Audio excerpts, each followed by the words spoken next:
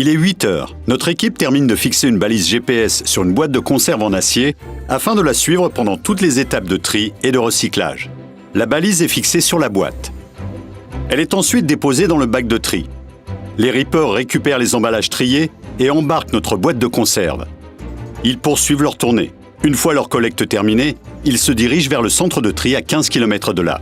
Grâce à notre balise, nous la suivons à la trace.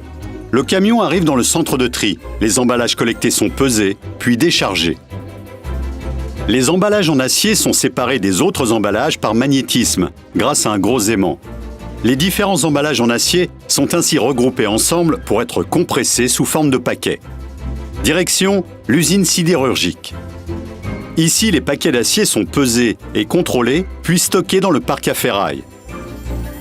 Les emballages et la ferraille sont amenés à l'aciérie, où ils sont mélangés à la fonte en fusion dans un convertisseur. L'acier liquide ainsi obtenu s'écoule dans des lingotières pour former une coulée continue de 25 cm d'épaisseur qui est coupée pour former des barres d'acier.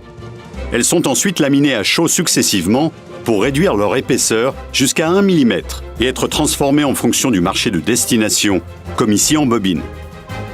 Les bobines sont acheminées par voie ferrée. Direction le site de transformation-préparation où les bobines seront préparées différemment en fonction du produit fini, ici en acier galvanisé pour l'automobile. Mais cet acier pourra aussi se retrouver dans des produits d'électroménager, dans du matériel de construction ou comme à l'origine, dans un emballage.